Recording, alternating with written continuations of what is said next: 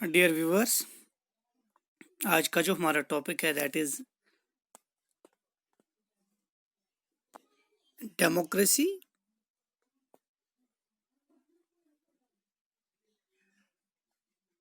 Eight the global level.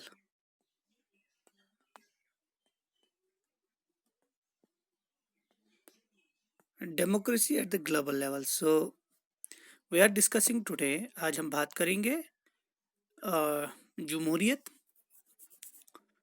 जमहूरियत के बारे में, but the democracy which is at the global level, I mean say through the world. हम जमहूरियत के बारे में बात करेंगे कि किस तरह पूरी दुनिया में जमहूरियत का निज़ाम चल रहा है। तो इसके बारे में आज हम बात करेंगे। एज यू नो कि when second world war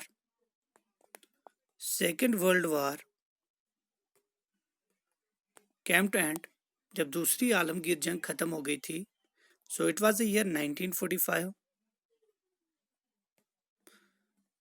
तो उस दौर में एक ऑर्गेनाइजेशन सामने आ गई थी जहां पे बहुत सारी कंट्रीज ने कंसेंट दिया था। उस ऑर्गेनाइजेशन को उन्होंने सामने लाया, and that organization is known as United Nations organization, जिसको हम यूएनओ कहते हैं, यूनाइटेड नेशन ऑर्गेनाइजेशन।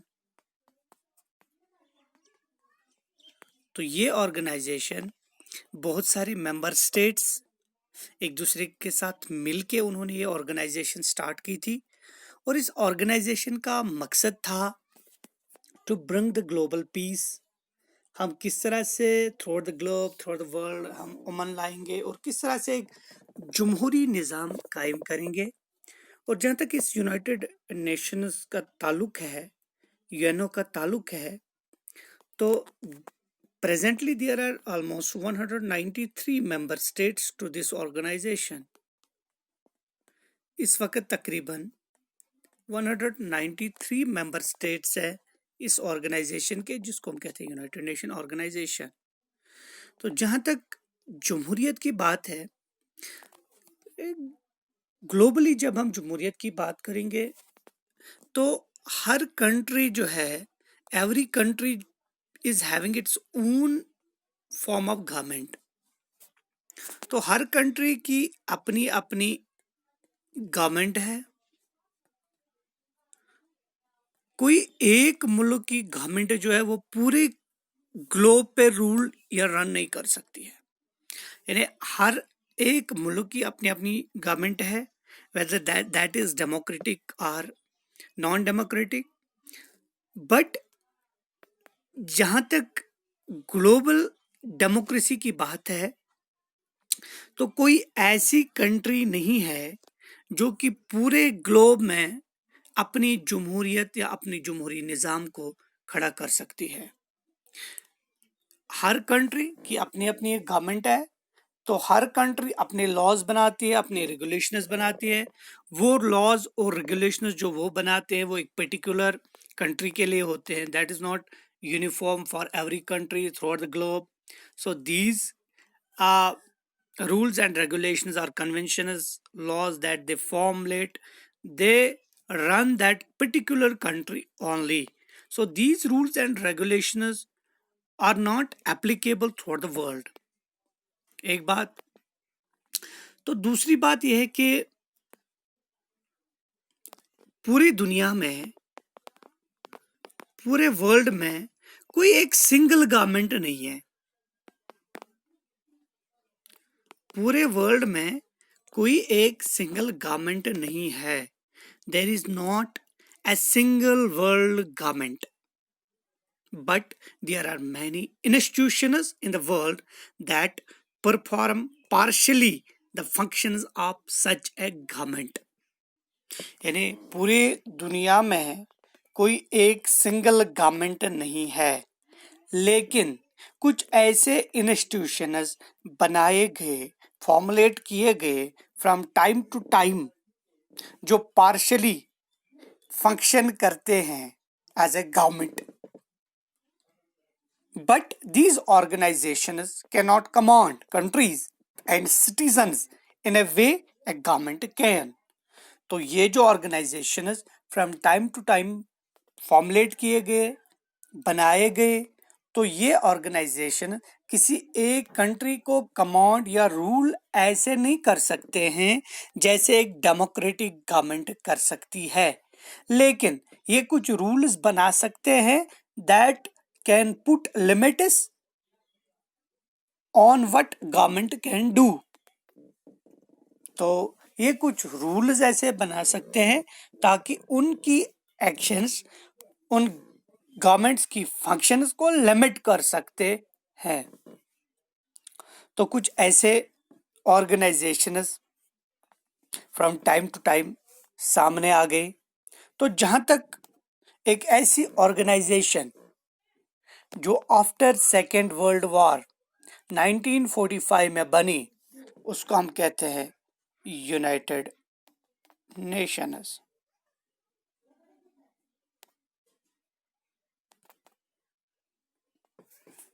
तो इस यूनाइटेड नेशंस का क्या रोल रहा है, इस यूनाइटेड नेशंस का क्या रोल है, what is the role of the United Nation, तो इस यूनाइटेड नेशन का क्या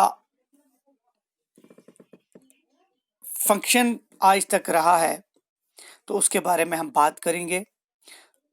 देखिए, जहां तक यूनाइटेड नेशंस का ताल्लुक है, this United Nations has evolved many conventions on various questions, जो धीरे धीरे लोगों के सामने आ गए, कंट्रीज के दरमियान सामने आ गए। तो we can say it's a global association. तो we can say this United Nation is a global association. It's a global association of nations of the world that can help cooperation in the international law. तो अब बात करेंगे United Nations के बारे में।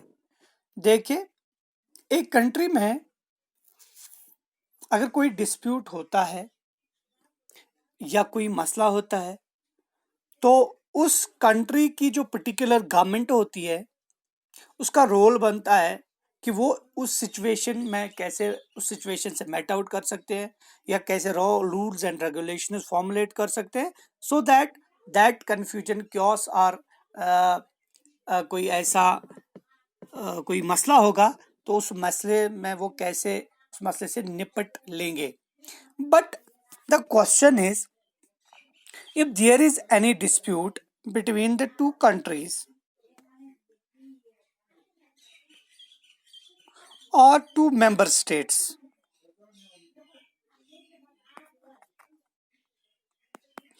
अब अगर कोई मसला दो कंट्रीज और दो मेंबर स्टेट्स के दरमियान है, तो वो मसला हम कैसे हल कर सकते हैं, तो वो मसला कैसे हल किया जा सकता है। यानी if there is a dispute between the two countries, क्योंकि एक कंट्री का लॉ है वो एक किस्म का है, दूसरी कंट्री का लॉ दूसरे किस्म का है। So I can give the example. For example, there is a dispute, if there is a dispute between the country A and the country B, इनके दरमियान कोई मसला रिगार्डिंग द लैंड हो गया या एक्सटर्नल बाउंड्री,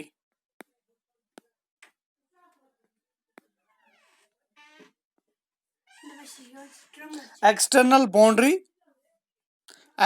बाउंड्री और regarding the land, कोई मसला between the two countries, for example country A, state A and state B, इनके दरमियान कोई मसला हो गया, कोई ऐसी कन्फ्लिक्ट हो गई, कोई ऐसी लड़ाई हो गई रिगार्डिंग द एक्सटर्नल बाउंड्री और रिगार्डिंग द लैंड।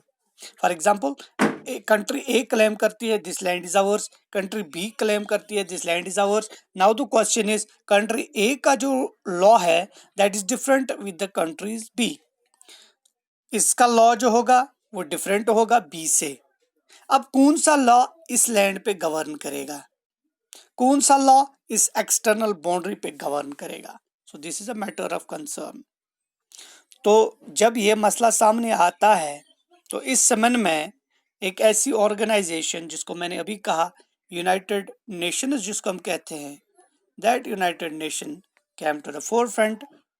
तो वो डिस्प्यूट जो इन दो स्टेट्स के दरमियान होता है, तो इस यूएन का काम होता है कि this UN it acts as an arbitrator, it acts as an arbitrator between these two states who are having a conflict regarding any issue। तो अभी यूएन जो है, ये यूएन है क्या? देखिए, ये यूएन जो है, अभी मैंने कहा इसमें 193 मेंबर स्टेट्स हैं, 193, लेकिन इसके 5 ऑर्गन्स हैं। इस यूएन के 5 ऑर्गन, मैं जनरली इसकी इंट्रोडक्शन टच कर रहा हूँ, because in your syllabus there is just the introductory part of the UN United Nation organization, otherwise it will take so many lectures to discuss one by one the organs of the United Nations. So let me give a general introduction regarding the United Nation Organization. तो इसके जो organs हैं, इसमें General Assembly, this is one of the organ. General Assembly एक organ है, Security Council दूसरा है। I mean say the United Nation Organization is having 6 organs, 6 organs. One is General Assembly, second is Security Council, third is Economic and Social Council, Economic and Social Council, fourth is Trustship Council,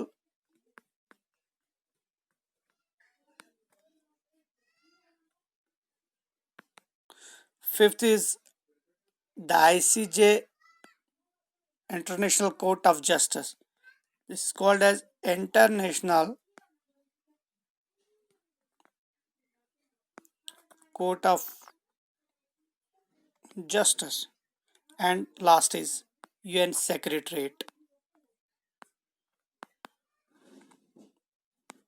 So these are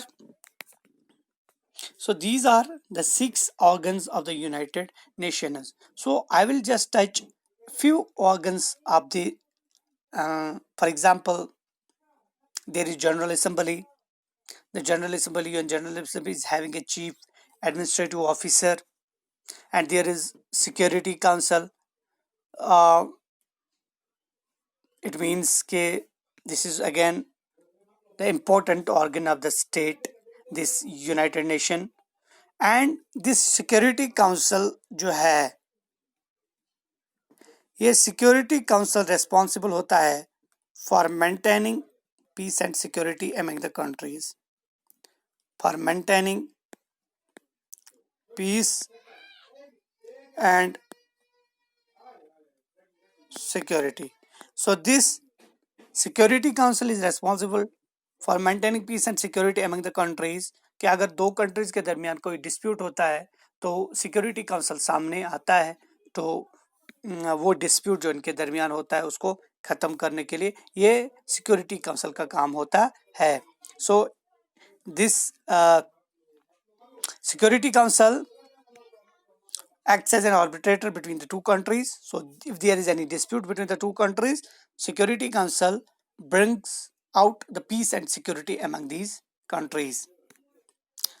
There is ICJ, which is called the International Court of Justice. So if there is a dispute between the two countries, for example, there are so many cases. There is one of the famous case in the International Court of Justice that was called as Lotus case. There are so many cases regarding the territorial jurisdiction. तो किस state की territorial jurisdiction, बहुत सारे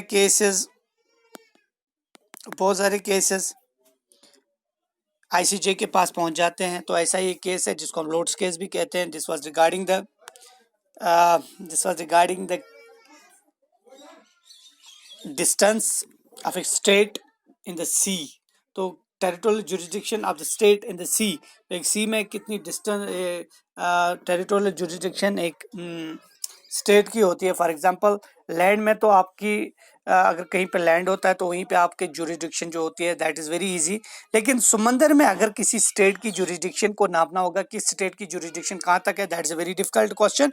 तो उसमें फिर ये decide किया गया था इंटरनेशनल कोर्ट ऑफ जस्टिस के 12 नॉटिकल माइल्स बताया गया था कि every in the state in the sea every state is having the territorial jurisdiction up to the 12 nautical miles. So these are some important जहाँ तक बात है कि यूएन ऑर्गन्स के कुछ यूएन यूनाइटेड नेशन ऑर्गेनाइजेशंस के कुछ इंपॉर्टेंट ऑर्गन्स की मैंने बात की। तो जहाँ तक सिक्योरिटी काउंसिल की बात है तो सिक्योरिटी काउंसिल में देयर आर 15 मेंबर्स। इसमें 15 मेंबर होते हैं, 15 मेंबर्स होते हैं। इसमें 5 परमानेंट होते हैं, 5 मेंबर्स परमानेंट होते हैं और 10 मेंबर्स वो होते हैं टेम्पररी और नॉन परमानेंट। 5 मेंबर्स इसमें परमानेंट होते हैं। So the 5 permanent members are USA, Russia. These are the 5 permanent members of the Security Council. UK, France, China. तो जो बाकी 10 मेंबर्स होते हैं उनको 2 साल के लिए इलेक्ट किया जाता है, 2 साल के लिए इलेक्ट किया जाता है। लेकिन जो पूरा वेटो पावर होता है वो इन 5 कंट्रीज के पास होता है। So these are the decision making bodies of the world जिनके पास वीटो पावर होता है। So this is USA, Russia, UK, France and China. So ज्यादातर पैसा जो होता है वो यूएसए का जाता है for the maintenance of the UN. तो हर किसी मेंबर का वीटो पावर होता है। Everybody is having the veto power, these 5 members are having the veto power. तो काउंसिल कोई ऐसा डिसीजन नहीं ले सकता है जब तक ना हर किसी स्टेट का कंसेंट होगा। For example I will give the example of the पिछली बार इंडिया ने एक मसला लिया था यूएन सिक्योरिटी काउंसिल में एक मसला लिया था टू डिक्लेयर अजहर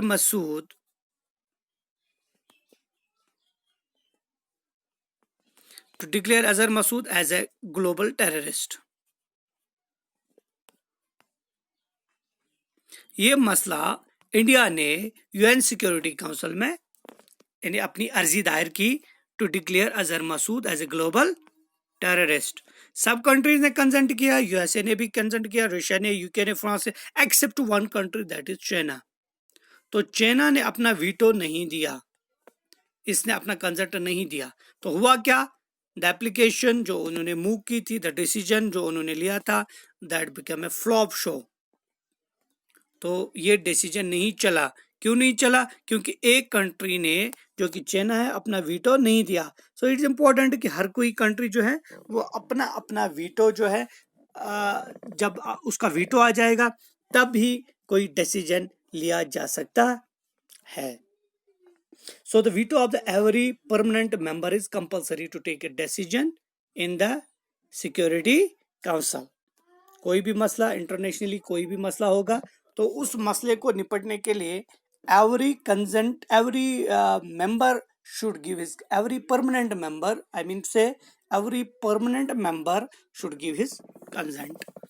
और इसी तरह से बहुत सारी ऑर्गेनाइजेशंस धीरे धीरे सामने आ गई, जैसे कि वर्ल्ड हेल्थ ऑर्गेनाइजेशन है,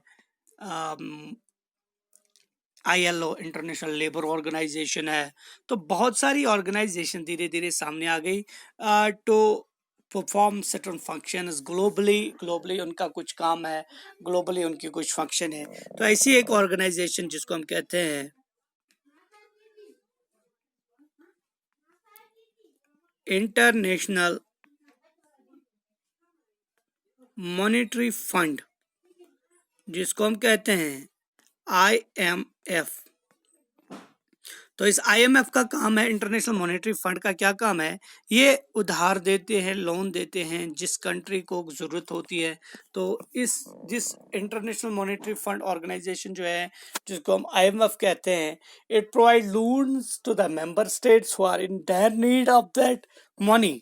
अगर किसी कंट्री को पैसे की जरूरत पड़ती है तो ये कंट्री इस इंटरनेशनल मॉनेटरी ऑर्गेनाइजेशन को रजू करती है और ये उसको लोन प्रोवाइड करते हैं। There are 173 member states, 173 member states to this IMF, International Monetary Organization, but every member state is not having the equal voting right. तो वोटिंग प्रोसीजर जो है वो डिटरमाइन करता है कि कौन सी कंट्री इस इंटरनेशनल मॉनेटरी फंड को कितना डोनेट करते हैं, कंट्रीब्यूट करते हैं, तो इसी हिसाब से उसकी वोटिंग राइट भी बनती है। तो ज़्यादातर वोटिंग राइट जो है वो खाली 7 कंट्रीज के पास है।